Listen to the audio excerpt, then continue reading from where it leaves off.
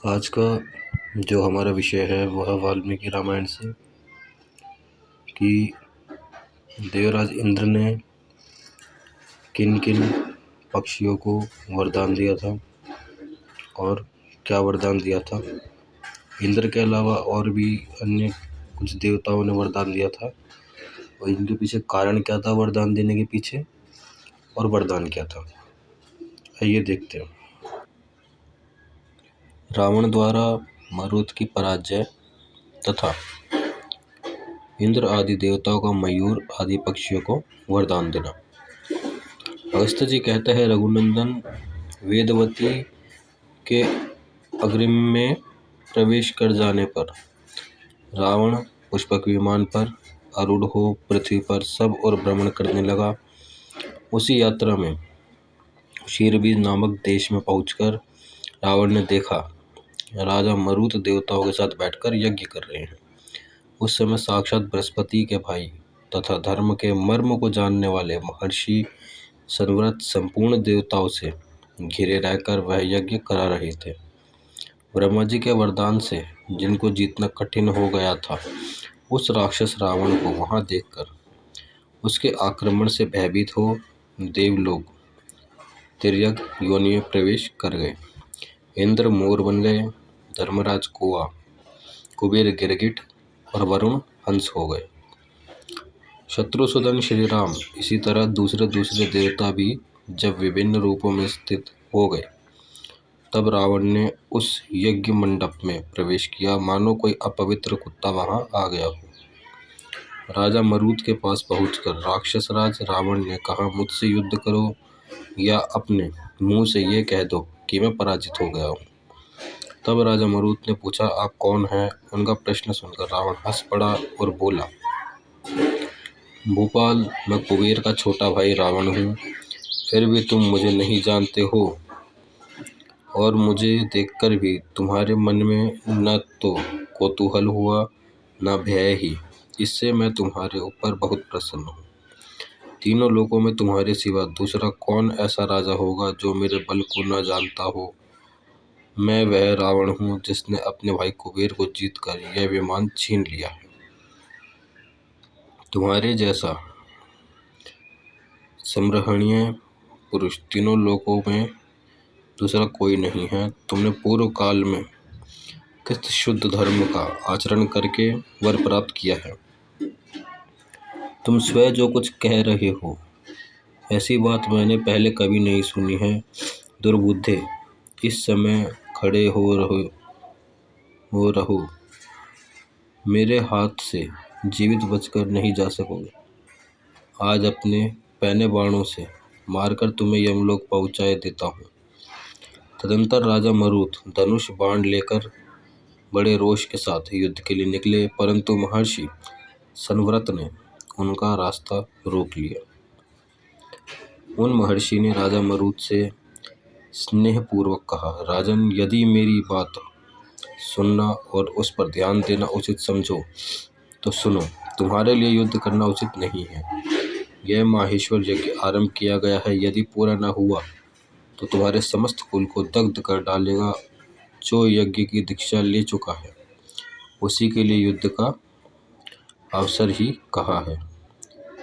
यज्ञ दीक्षित पुरुष में क्रोध के लिए स्थान ही कहा। युद्ध में किसकी विजय होगी, इस प्रश्न को लेकर सदा संशय ही बना रहता है। उधर वह राक्षस अत्यंत दुर्जय है। अपने आचार्य के इस कथन से पृथ्वीपति मरुत युद्ध में निवृत्त हो गए। उन्होंने धनुष बाण त्याग दिया और स्व सद्भाव से वह यज्ञ के लिए उन्मुख हो गए। तब उन्हें पराजित हुआ मानकर शुक ने यह घोषणा कर दी कि महाराज रावण की विजय हुई और वह बड़े हर्ष के साथ उच्च स्वर से सिंहनाद करने लगा। उस यज्ञ में आकर बैठे हुए महर्षियों को खाकर उनके रक्त से पूर्ण तृप्त हो रावण फिर पृथ्वी पर विचरने लगा। रावण के चले जाने पर इंद्र सहित संपूर्ण देवता पुनः अपने स्वरूप में प्रकट हो उन पक्षियों को जिनके रूप में वह स्वयं प्रकट हुए थे। वरदान देते हुए बोले। सबसे पहले इंद्र ने हर्षपूर्वक नीले पंख वाले मोर से कहा, धर्मज्ञ, मैं तुम पर बहुत प्रसन्न हूँ। तुम्हें सर्प से भय नहीं होगा। मेरे जो ये सहस्त्र नेत्र है, इनके समान चिन्ह तुम्हारे पाँख पे प्रकट होंगे। जब मैं मेघरूप होकर वर्षा करूँगा, उस समय तुम्हें बड़ी प्रसन्नता प्राप्त होगी। वह प्रसन्नता मेरी प्राप्ति को लक्षित कराने वाली होगी। इस प्रकार देवराज इंद्र ने मोर को वरदान दिया। नरेश्वर श्री राम, इस वरदान के पहले मोरों के पंख केवल नीले रंग के ही होते थे। देवराज के उक्त वर पाकर सब मयूर वहां से चले गए। श्री राम तदंतर धर्मराज ने प्रांगवंश की छत पर बैठे हुए कोय से कहा, पक्षी, मैं तुम पर बहुत प्रसन्न हूँ। प्रसन्न होकर जो कुछ कहता हूँ, मेरे इस वचन को सुनो। जैसे दूसरे प्राणियों को मैं नाना प्रकार के रोगों द्वारा पीड़ित करता हूँ, वे रोग मेरी प्रसन्नता के कारण तुम पर अपना प्रभाव नहीं डाल सकेंगे, इसमें संशय नहीं है। विडम, मेरे वरदान से तुम्हें मृत्यु का भय नहीं होगा। जब तक मनुष्य आदि प्राणी तुम्हारा वध नहीं करेंगे, तब तक तुम जीवित रहोगे। मेरे राज्य यमलोक में स्थित रहकर जो मानव भूख से पीड़ित है, उनके पुत्र आदि इस भूतल पर जब तुम्हें भोजन करावेंगे, तब वह बंधु बांधवों सहित परम तृप्त होंगे। तत्पश्चात वरुण ने गंगा जी के जल में विचरने वाले हंस को संबोधित करके कहा, पक्षीराज, मेरा प्रेम पूर्वक वचन सुने।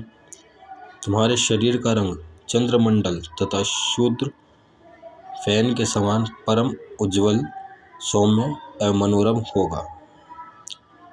मेरे अंगभूत जल का आश्रय लेकर तुम सदा कांतिमान बने रहोगी और तुम्हें अनुपम प्रसन्नता प्राप्त होगी। यही मेरे प्रेम का परिचायक चिन्ह होगा। श्री राम, पूर्व काल में हंसों का रंग पूर्णतः श्वेत नहीं था। उनके पंखों का अग्रभाग नीला और दोनों भुजाओं के बीच का भाग नूतन दुर्वादल के अग्रभाग सा कोमल एवं श्याम वर्ण के युक्त होता था। तदंतर विश्रवा के पुत्र कुबेर ने पर्वत शिखर पर बैठे हुए कृकलास गिरगिट से कहा, मैं प्रसन्न होकर तुम्हें सुवर्ण के समान सुंदर रंग प्रदान करता हूँ। तुम्हारा सिर सदा ही स्वर्ण के समान रंग का एवं आश्रय होगा। मेरी प्रसन्नता से तुम्हारा यह काला रंग सुनहरे रंग में परिवर्तित हो जाएगा। इस प्रकार उन्हें उत्तम वर देकर वह सब देवता वह यज्ञोत्सव समाप्त होने पर राजा मरुत के साथ पुनः अपने भवन स्वर्गलोक को चले गए। तो जैसे कि आपने इसमें देखा, इंद्र ने भी वरदान दिया और भी अन्य देवों ने पक्षियों को वरदान दिया, और वो वरदान के बाद क्या हुए और वरदान से पहले वह कैसे थे और क्या थे। आप सबका धन्यवाद। यह हमें मिलता है श्रीमद् वाल्मीकि रामायण उत्तरकांड